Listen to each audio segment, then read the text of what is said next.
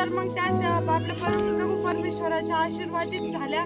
एका प्रार्थनेत त्यांना इतका फरक पडला की त्यांचं दुखत होतं, ते त्यांना तकलीफ होत होती ती त्यांची नष्ट झाली।